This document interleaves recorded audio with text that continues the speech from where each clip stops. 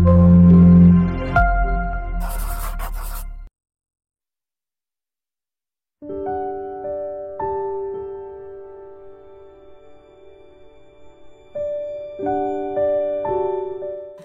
teori dari Spengler yang banyak dikutip itu sebenarnya ini. Tadi kan bolak-balik saya ngomong siklus.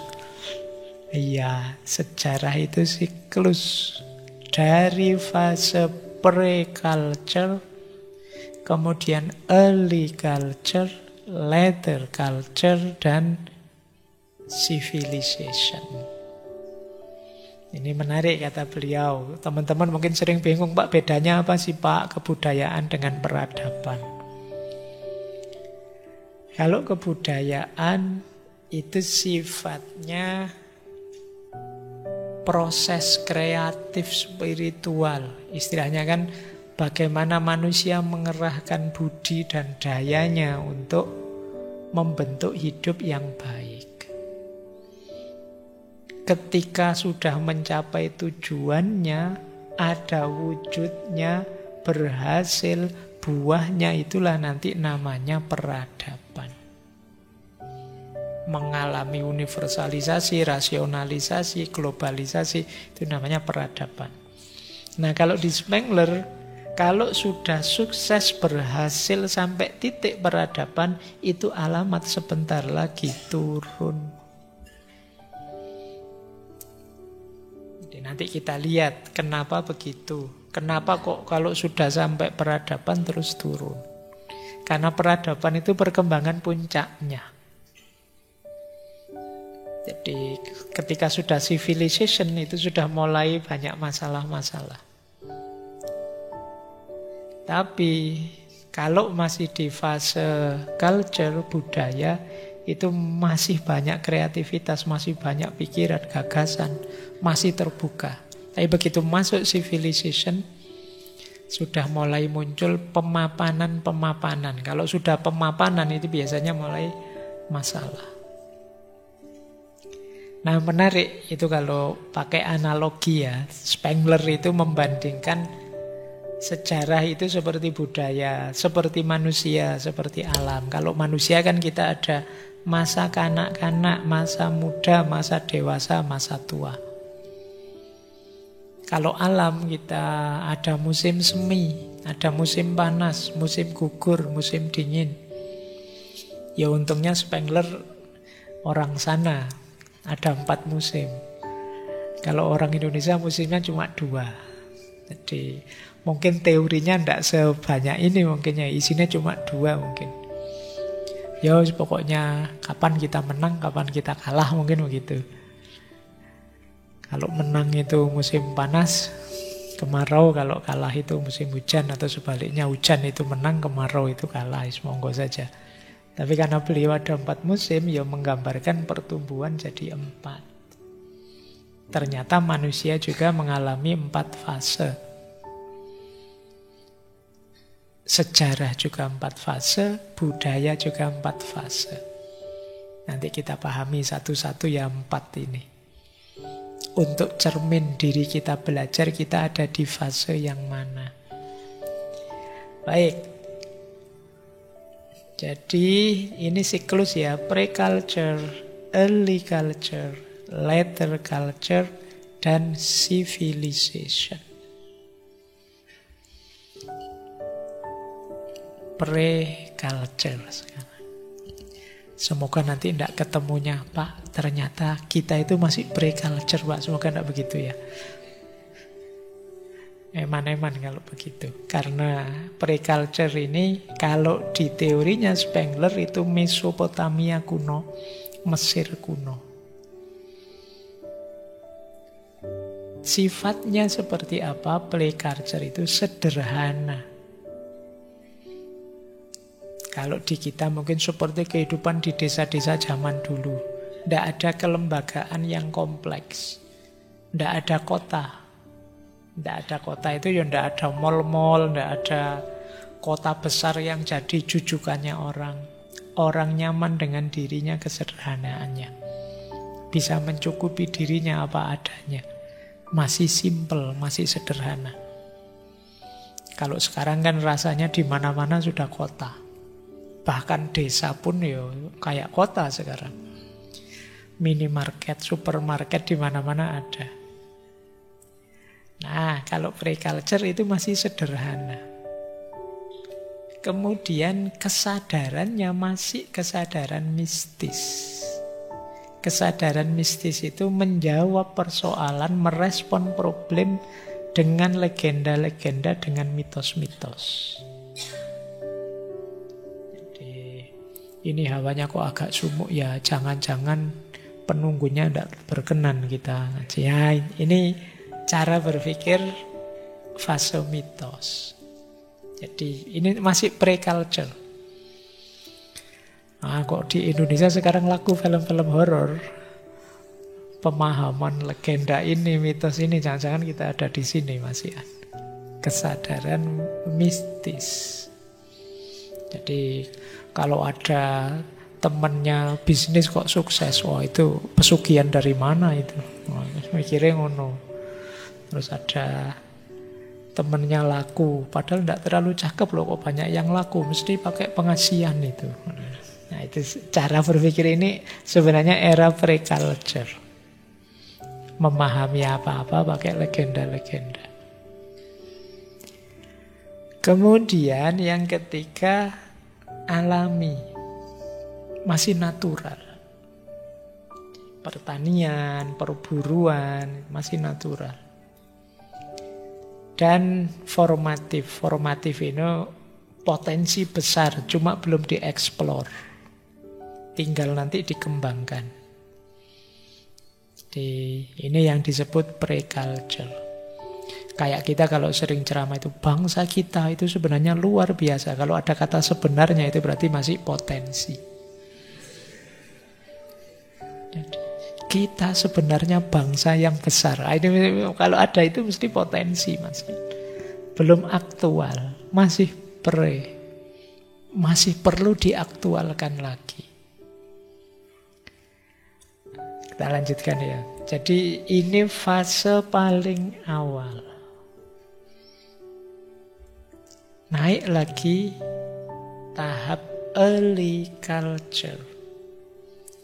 Early culture ini budaya awal. Ini sudah berbudaya. Kalau tadi kan belum budaya, pre-culture. Kalau ini budaya tapi awal. Di era ini mulai muncul filosofi-filosofi, ide-ide, gagasan-gagasan. Mulai bangkit intelektual dan spiritual. Jadi ketika muncul pikiran ini, pikiran itu, gagasan ini, gagasan itu. Seperti dulu kita memulai bangsa ini waktu kemerdekaan, itu kan banyak sekali tokoh-tokoh dengan gagasan ini, gagasan itu. Ini namanya mulai bangkitnya spiritual dan intelektual. Tokoh-tokoh banyak sekali. Kadang kita heran. Dulu loh Pak, kita hebat sekali. Banyak tokoh, banyak orang-orang pinter. Jadi sekarang kok rasanya tidak sebanyak itu. Mungkin eranya sudah lewat. Ini era early culture. Di era ini terjadi pembentukan identitas budaya. Masyarakat mulai mengembangkan tradisi, adat istiadat, nilai-nilai yang membedakan dengan budaya yang lain. Terjadi ledakan kreativitas seni, sastra, arsitektur, kegiatan intelektual. Ini early culture. Ini contohnya apa sih? Mesopotamia, Sumeria, Yunani kuno. Nah, ini Yunani kuno sebelum lahirnya filsafat. Era-era Homer, era-era munculnya tradisi-tradisi religi, Zeus dan lain sebagainya. Itu di Yunani kuno. Dan abad pertengahan awal di Eropa munculnya agama-agama. Ini era early culture. Kota mulai muncul. Banyak orang melakukan urban, pindah ke kota.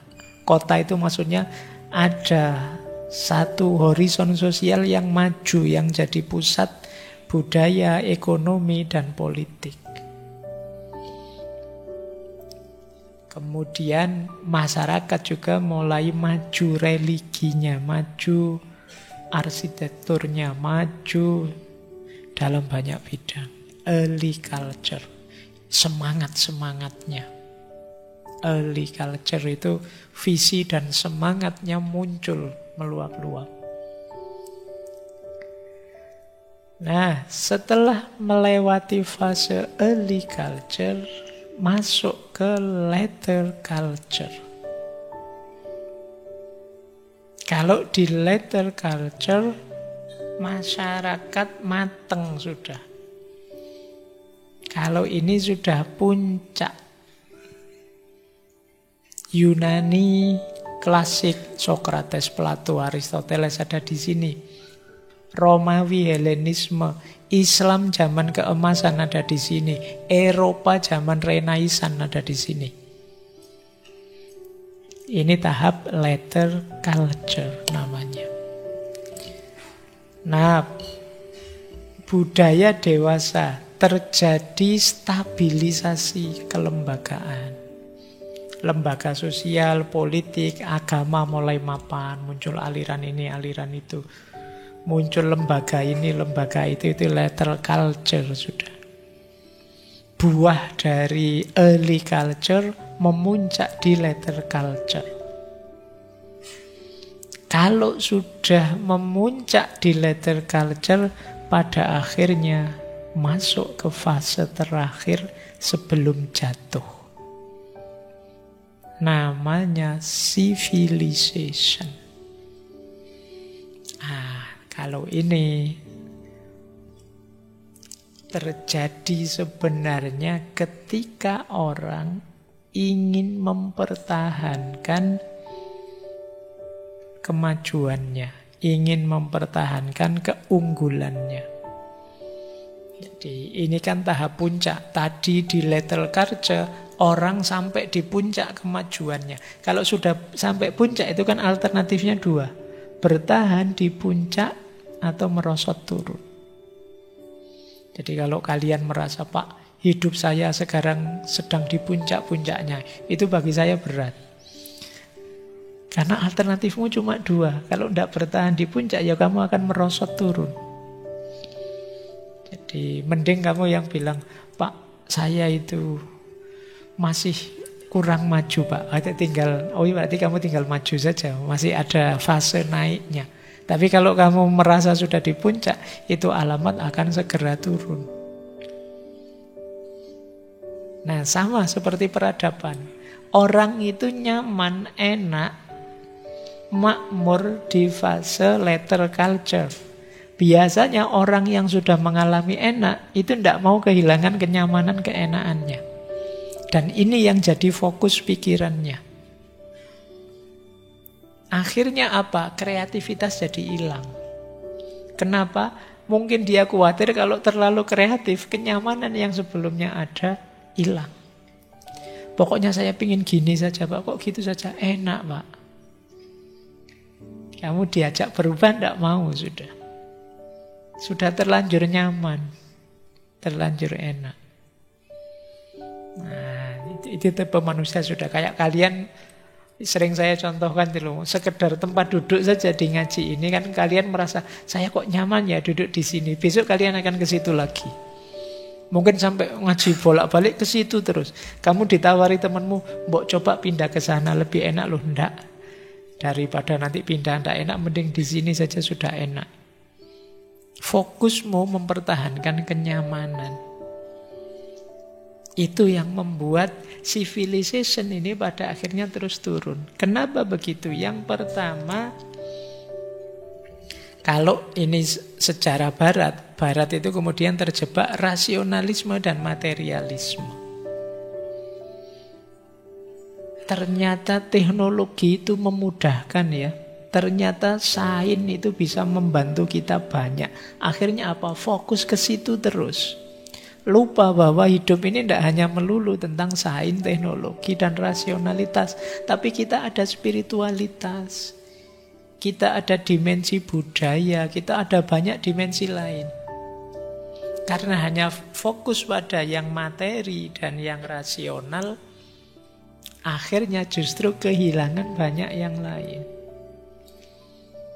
Nah, ini yang membuat peradaban itu turun, jatuh. Kemudian yang kedua, megapolisme. Megapolis itu muncul pusat-pusat perkotaan besar. Semua orang ingin ke sana. Yang tidak di sana merasa belum maju.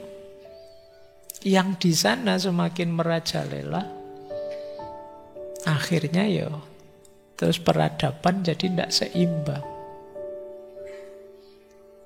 Di manusia semakin terikat dengan kenyamanan kenikmatannya. Nah, ini yang membahayakan. Kemudian kreativitas hilang. Malah justru tidak kreatif. Kenapa? Khawatir kehilangan kenyamanannya. Kalau ada pikiran yang berbeda, ide yang berbeda, gagasan yang berbeda, cepat-cepat dipinggirkan. Kenapa? Khawatir melenyapkan kenyamanan lama. Bahkan kegiatan intelektual, kegiatan seni itu banyak yang ulang-ulang yang lama saja. Direpro lagi. Kalau film itu di remake lagi, pokoknya cerita lama diisi dengan format baru. Selalu begitu. Tidak berani punya kreativitas baru. Ini tanda-tanda mau turun, mau jatuh. Kemudian apa? Kaku secara politik dan sosial. Jadi lembaga-lembaga yang ada terlalu banyak birokrasinya. Semuanya diatur. Kenapa sih Pak kok aturan tambah banyak, tambah banyak? Aturan dibuat tambah banyak karena orang khawatir kehilangan kenyamanan dan kemapanan saat ini. Sehingga kalau ada yang baru khawatir menggoyang yang lama. Akhirnya dibuat aturan lagi, dibuat aturan lagi. Nah, terus karena situasinya ternyata tambah negatif, pada akhirnya muncul pesimisme. Orang sadar bahwa kita tidak baik-baik saja. Cuma memang proses ini tidak bisa dihindari. Beratnya di situ. Jadi ya mau gimana lagi, memang siklus. Berarti apa? Ya sederhananya kalau teman-teman ngalami zaman seperti digambarkan dalam siklus ini, satu-satunya jalan tunggulah sampai hancur total beneran. Akan kembali lagi ke pre-culture. Balik seperti awal lagi. Dan itu yang terjadi dengan peradaban-peradaban besar dunia sebelumnya. Orang bertahan seperti apapun ya akhirnya hancur. Jadi ini yang membuat pesimis. Kenapa pikiran-pikirannya Spengler disebut pesimisme? Kita tidak berdaya ternyata menghadapi sejarah.